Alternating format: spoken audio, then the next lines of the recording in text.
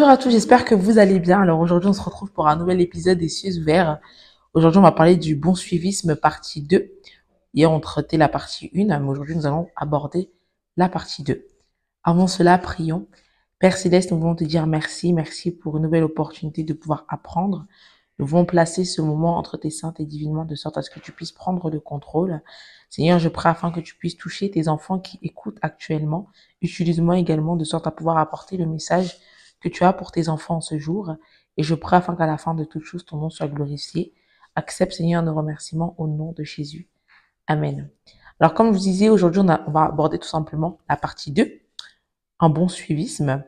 Et le verset de mémoire est tiré de Exode 17, 12, qui nous dit « Les mains de Moïse étant fatiguées, ils prirent une pierre qu'ils placèrent sous lui, et il s'assit dessus. Aaron et Hur soutenaient ses mains, l'un d'un côté, l'autre de l'autre, et ses mains restèrent fermes jusqu'au coucher du soleil.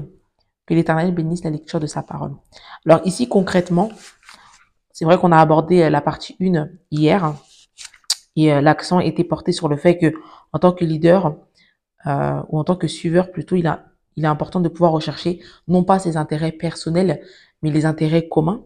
Et aujourd'hui, tout simplement, on va aborder un deuxième thème, d'où la partie 2, qui est l'importance d'aider, en tant que suiveur, l'importance d'aider son leader.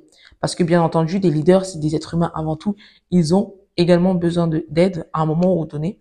Et on peut clairement le voir avec ce verset de mémoire. Ce verset de mémoire parle de Moïse.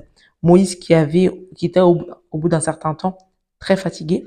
Et il avait à ses côtés Aaron et Hur. Aaron et Hur qui sont venus justement le soutenir, venus l'aider afin qu'il puisse rester la main debout. Et donc, ils placèrent finalement une pierre sous lui afin qu'il puisse s'asseoir et ils l'aidèrent à tenir ses mains debout. Donc là, on peut voir clairement l'importance d'avoir Aaron et Hur dans la vie de Moïse, parce que si à ce moment-là, ces deux personnes n'étaient pas présentes, on peut imaginer tout simplement que les mains de Moïse allaient tout simplement faiblir, ou encore il n'allait pas rester aussi longtemps. Mais parce que ces deux personnes-là, il était accompagné de ces deux personnes-là, donc des suiveurs à ce moment-là, ils ont contribué à la réussite finalement de leur peuple. Un point également important, c'est que tout homme a besoin des relations sous le signe d'entraide.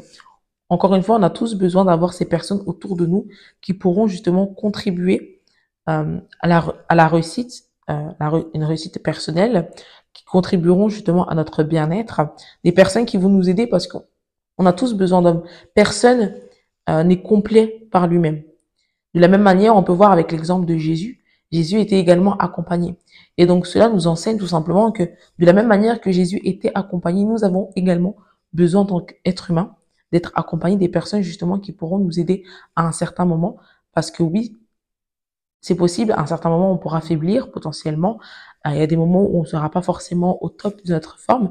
Mais parce qu'on a des personnes justement qui sont autour de nous, qui sont là justement pour nous encourager, nous entraider, nous aider, ça nous permettra tout simplement à aller de l'avant. Il faut savoir également que on parle très souvent, certaines personnes voient le mot suiveur comme plus faible que le mot meneur. Je pense et je pars du principe qu'il faut dans ce monde finalement des meneurs et des suiveurs. Tout le monde n'est pas appelé à être meneur.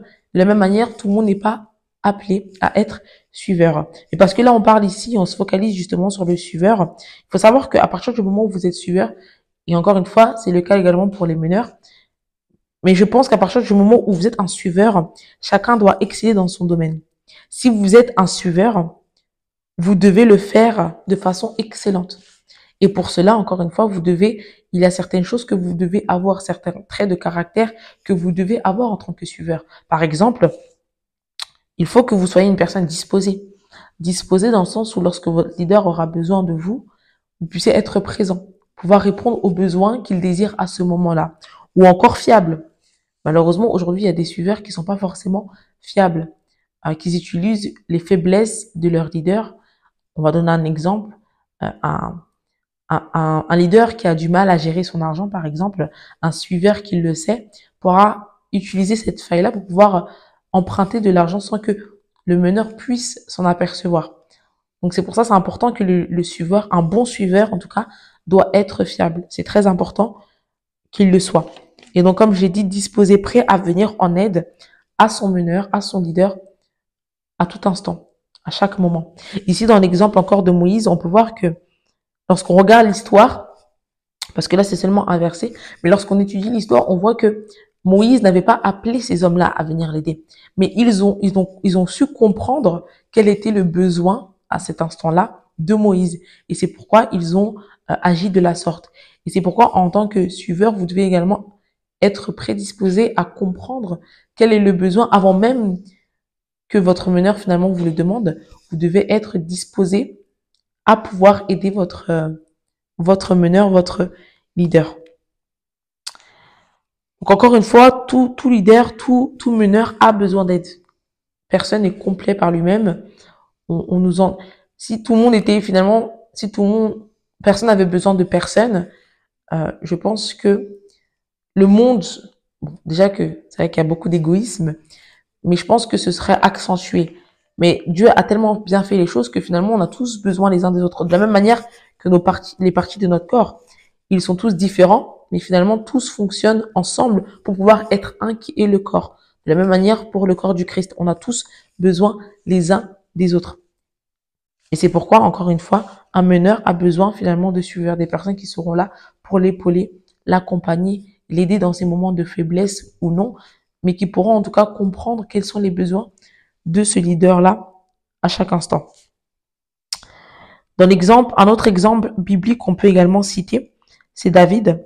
David qui a été roi en tant que roi, mais qui malgré ça n'a pas discrédité pour autant le roi qui était passé avant lui.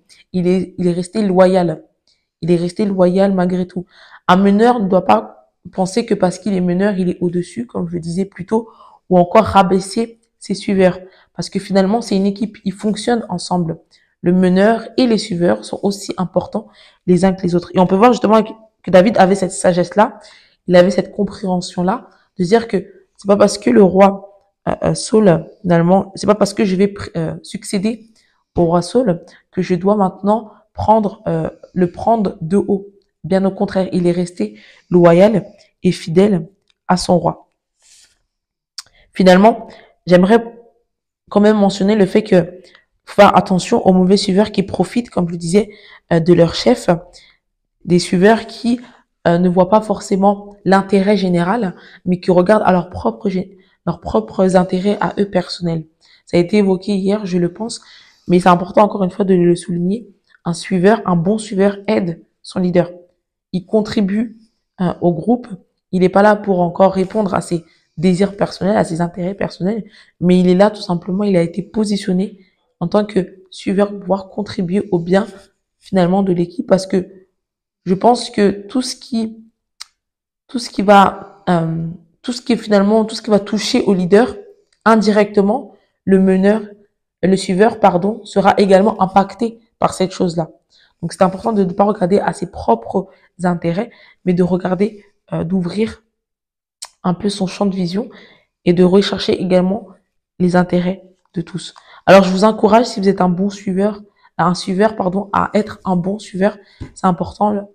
C'est un petit mot, mais c'est important en fait d'être un bon suiveur et de pas seulement être un suiveur. Et si vous êtes un meneur, je vous encourage également à être un meneur. On va terminer avec le point de réflexion qui nous dit: n'essayez jamais de profiter des faiblesses de vos dirigeants.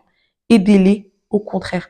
Vous n'êtes pas là pour ajouter plus de difficultés. Je pense qu'il y en a assez. Vous n'êtes pas là pour contribuer justement à ces difficultés-là, mais à l'inverse, vous êtes là pour les apaiser, les soulager, les aider. Et comme il dit ici, n'essayez jamais de profiter finalement d'eux, mais soyez là pour, encore une fois, les aider, les supporter, les soutenir, parce qu'ils en auront besoin de la même manière que vous, à un moment donné, à un moment ou à un autre, vous en aurez également besoin. Que Dieu vous bénisse.